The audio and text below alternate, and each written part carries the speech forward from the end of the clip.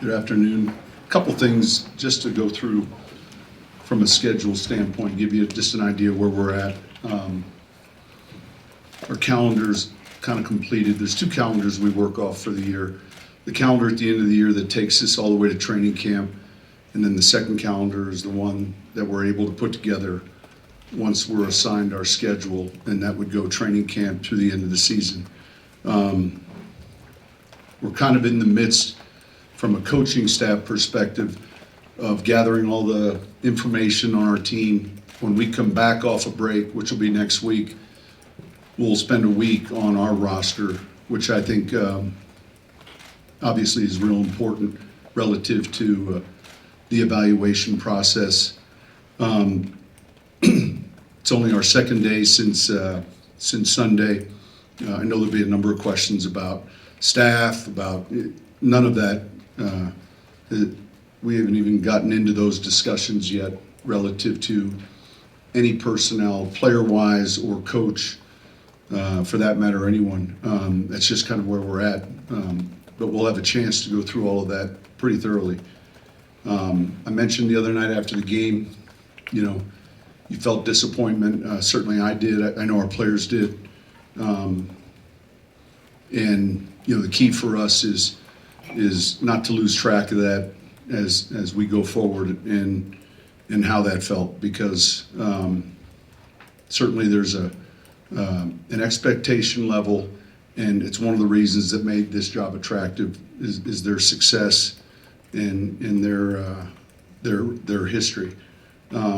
So we kind of start from where we're at right now relative to our team evaluation. Then we get into the evaluation of the other free agents in our league.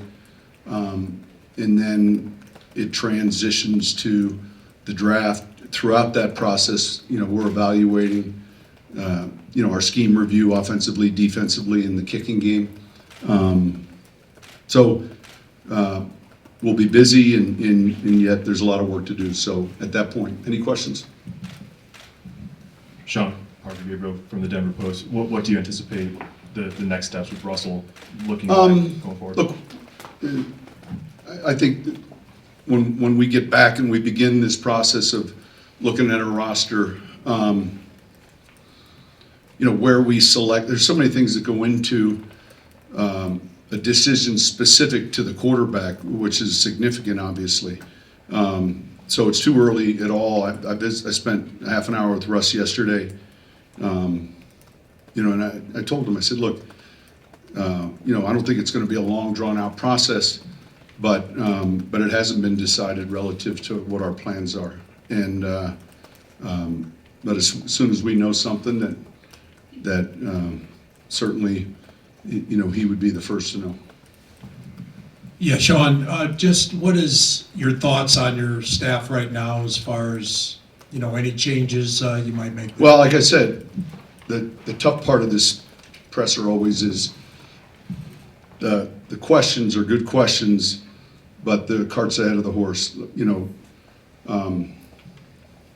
We've got, the next 2 weeks here, I'll be spending time with George, Greg, our coordinators, all of that stuff. And so, we'll look closely, just as we do our own roster, what we're doing. But, again, it's too early today to even get into any discussion. And I know, having done this 16 years, a lot of times the response is measured. In other words, the question has to be asked. Honestly, we just haven't started that process yet. And so I think the combine or the draft will be the next time when I have a chance to visit with you all, and probably there'll be things we know at that point in time that we're further along. But we're just, as you get into the season, and I think you guys know this, everything is in relative to just game planning, and you get in a routine. And I think maybe some guys do it a little different, but our schedule is just starting now relative to those evaluations. Sean, you're Yeah. just back following up on Russ. Was the tenor of the discussion, there is a scenario where he's back with you next year? Yeah, listen, otherwise it would have been like, hey, goodbye, and yeah. And so I said that, I think, to you guys way back when. You know, we'll look at all the scenarios and try to do what's best for the Broncos. But communication will be important, and yeah, that final decision hasn't been made. You've said, Troy Rink from Denver 7, you've said that working with George Payton has gone well. Do you expect George to continue in Yeah, his role? listen, we've had a real good working relationship from the beginning, and so all of that's gone well. Again, you know, we communicate 2, 3, 4 times a day. So yeah, that's worked out really well. Arnie Stapleton, Associated Press. Sean, even with the cloud of uncertainty hanging over quarterback right now, can you look at your offense and feel like you've laid the foundation for your offense going forward? Yeah, look, I don't know if you'd say laid the foundation. Look, our installation's in relative to how we call things, but the offense is ever changing relative to who's playing in it. You know, were we as good as we expected or wanted to be offensively this year? Absolutely not. And, you know, just looking at the numbers, you know, we'll go through red zone, we'll go through third down, we'll scheme review, all of that. I would say clearly, you know, still heavy duty work in progress. So I'd say we're not building on that foundation yet. We're still putting the frickin' pilings in based on what I saw. Fair enough? Yes.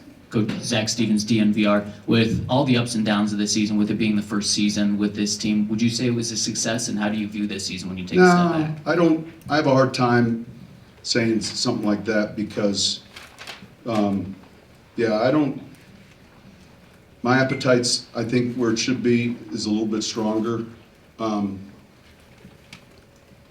I said this at the start of the season, and it was really a discussion kind of off the record, but I felt like we had a chance, this team had a chance to get into the postseason, and I feel that same way now. So I'm disappointed because of that, and disappointed that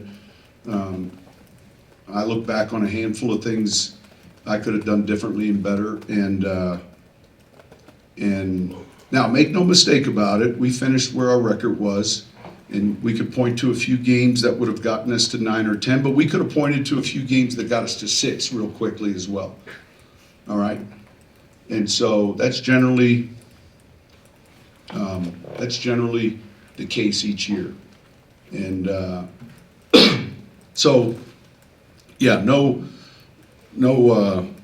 pass, fail, success, non-success. It is what it is. You know, it just leaves you know, a taste in your mouth that you look forward to the work, and you know, again, the tough thing about it is you don't get to erase it next Sunday. You know, here it is. That's the truth. Coach Eric Tallell at DenverBroncos.com. When you look back at this year from when you took over, what is the biggest stride that was made, and what needs to happen to take the next step? Well, look, I think we've begun to put a program in place relative to a foundation of, you know, this is coming up. We're not quite there the first full year. I guess when the players are back for OTAs, we'll mark, you know, maybe our first year. And I think that with a better handle on where we're at as a team overall, I think that I think there is a grit element, and look, you go through this process, and our sport is a tremendous lab for human behavior. You know, it really is. And I'm not just talking about players, coaches, everyone. And you get to observe things, and I've got a pretty good memory, and I'm pretty sharp relative to certain things, and you know, you're that much further along with your own players in the process in the building, and certainly, you know, where we need to improve. In the beginning of year one, I don't know, you know, there's like that, I don't want to say old adage, but there's that approach where you have to go by what you see and make sure that you're not making decisions too quickly, because there are a lot of players and people that are ready to win, and so I think we're further along that way, and yeah, I think that's it. I mean, I just think that we've begun to lay the foundation, and there's still a lot of work to be done. Sean, Brandon Cristal, KOA Radio. I'll try to ask the question I'll ask the question I tried to ask Sunday about just anything that potentially surprised you broadly about, being here versus so many years in New Orleans, or about your team that surprised you. I can't think of anything that's, look, two things. The two different times in my career we started off, 0-4, or here it was 1-5. The one thing that happened, you found that grit bounce back, kind of where we got to, and yet there's a lot of energy expended in doing that, and in those prior two seasons, the results finished similar, and so you dig yourself in a hole, and there's quite a bit of energy to get back out of it. And even as we're sitting at that as a coach, I'm thinking, all right, how do we prevent this from happening again? Meaning what's happened where there's this exhale, and yet it still happened here. And so, like I mentioned, we played in a lot of close games. Our margin for error is what it was, and there were a few that, you're disappointed, I'm disappointed collectively that we didn't find a way to win, and yet there were a few games that we came back and made some plays at the end and got a win. So we've got a number of areas we've got to work at and improve. We'll have a lot of time. The calendar, as I'm putting it together, kind of began this week. We'll have a lot of time to do that. And the key is making the correct decisions relative to every part of the program, the procurement of talent relative to your own players, free agency, the draft. And I'm trying to think of the surprises, though. I mean, I don't know if there's anything that's like, this is different. I mean, we have a larger press corps here than we had in New Orleans. I think that, but I think I would say this: it's important, obviously, to our fan base, and in a smaller level, but still significant way. It's very important to those people back there, and that's an attraction. I mean, coaching somewhere where it really matters a lot, I think is important, and I just think that that was an attraction here. Ownership was an attraction, and that's been fantastic. But those are the things that mattered, 8 months ago, and I can't think of anything that was uniquely different, really, or it hadn't happened, or maybe having experienced something like it. I would say this: the time zone. When you're playing the games, the AFC, for my whole career, which is really more of a coincidence, but it's the first time ever being in the AFC and trying to figure out, who you're rooting against as much as anything else.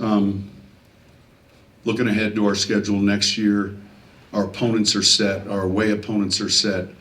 We're going to have 4 or 5 Eastern time zone games. So that's something that's different. Like, all right, how do we handle traveling east? We didn't do well going to Miami, obviously. We didn't play well going to Houston. How do we handle, going that direction, especially when we're going to be playing, this many games and some pretty good teams in the AFC North, for instance. So looking at that part of the schedule and preparing that way, that's different than what I was used to. Sean, Nick Hosmer of The Athletic, you mentioned that a week off for the staff and then you come back and do those reviews. Is that important just to have the space from the season to Well, my experience has always been, when we do those evaluations, so I've got however many years, call it 16 different sets of evaluations from prior teams.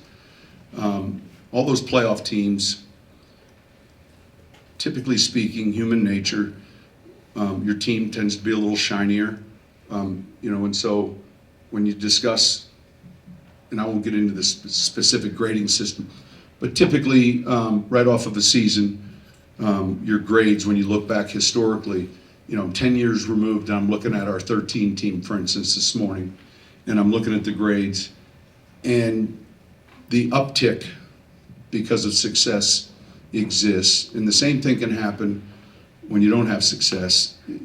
That thing can move a little to the right. So the true key is to get as best as you can, an objective, clear, as close to accurate grade as possible. And I found over the years, sometimes the schedule doesn't allow it because of the postseason. When you get into the postseason, your calendar changes. It gets a little quicker or shorter. But I found that a gap from when you played to when you do that exercise is helpful. And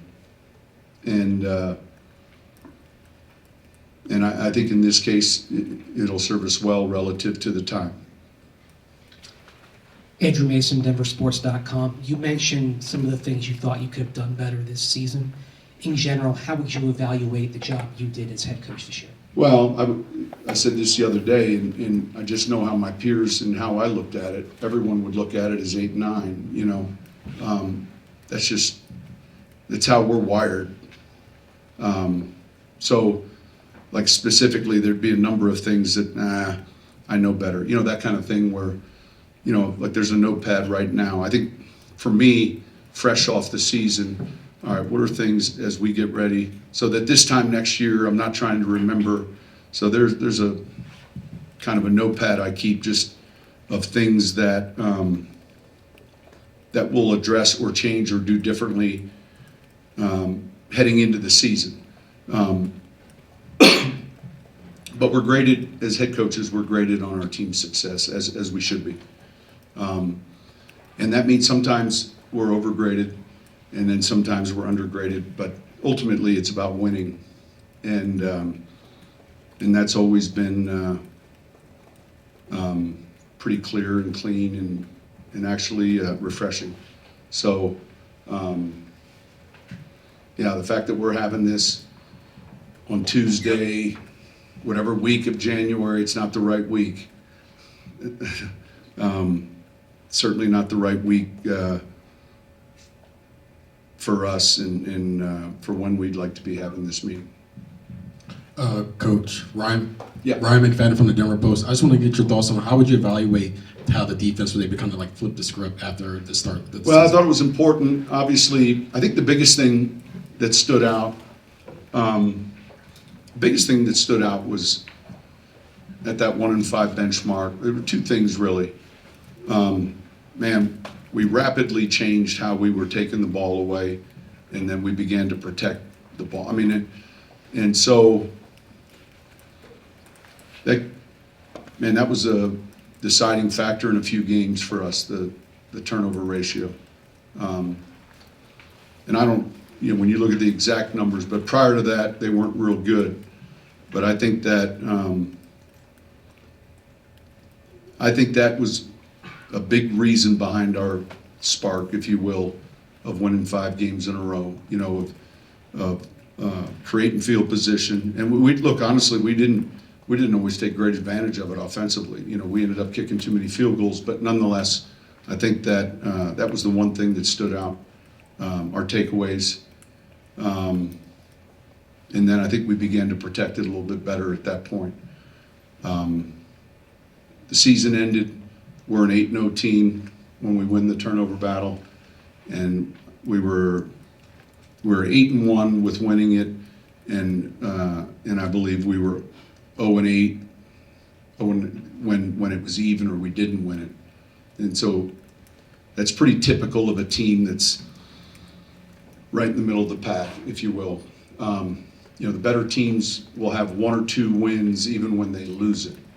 You with me? And then the team certainly way down at the bottom might lose even when they win it. We sat there right at 5. You know, if we won it, chances are we won the game. But if we were even, I don't think we won a game where it was even. I think there was 1 or 2 examples where it was even, we didn't win. And so, but I think that was something that changed from week 7 on. Right here, excuse me, Chris Thomas in Denver Gazette. The Broncos have potential salary cap issues. What sort of challenge is that, and how hard is it going to be maybe making some decisions on some veterans with big contracts? Yeah, I would say your second question first. It's always difficult when you have to make decisions relative to players you've coached. Some of the hardest decisions of guys that I can just look back on certainly when you've had a history with players. The thing I told them that's important in yesterday's team meeting is, you know, we'll all leave the building and there'll be the different noise and buzz relative to, some of you will have more of it because you're an unrestricted free agent, some of you may not have much at all.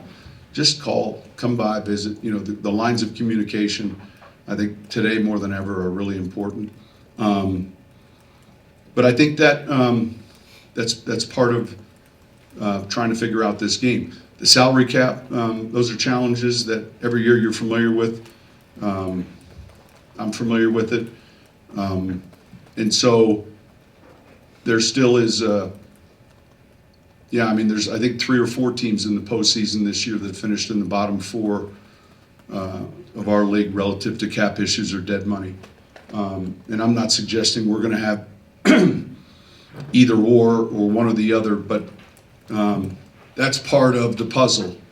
Like, that's part of the puzzle. There was a time when the coach at this press conference would say, I'll see you guys after the draft, and he'd head to Palm Springs and come. It'd be 4 new players on the roster.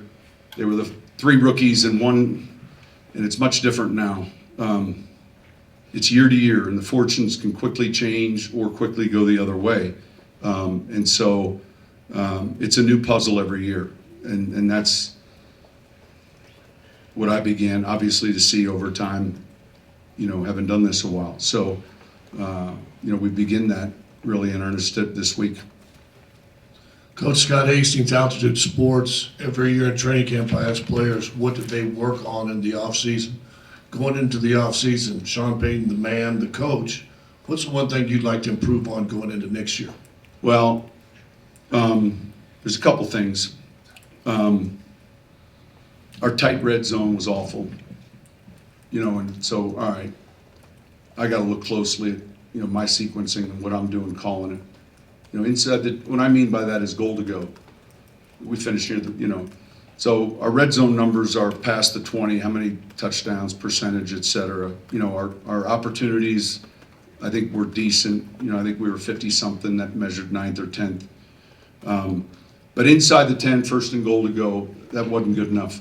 3rd down, you know, there were a handful of things, and many of you have asked great questions about, hey, your offense, and overall, you know, it was we collectively, starting with me, it wasn't good enough. We didn't take advantage of enough field position opportunities in games. Want to get my eyes fixed, so I call the right play and I don't mess up and call a wrong play on a play that happened one time this year. That was embarrassing. But I think here's the thing. I think it's easier when you get older and more secure with like who you are and what you do. And when you're younger, I think oftentimes you can be very defensive with certain things. The one thing that I know is how to win, and like sometimes it may not be that you got 480 yards, but understanding the strength of your team and then playing to that. And I think one of the challenges that I had this year, all of us collectively, is like, man, how do we match up on the other side?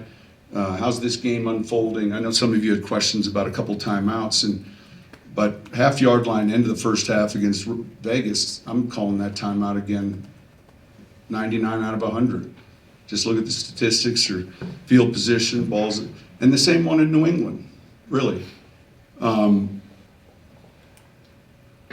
But I would say, man, we have to be great with the details, and obviously, we weren't good enough with the details if there were certain mistakes that were repeating themselves. And so that starts with our teaching, our coaching. Are we saying the right things?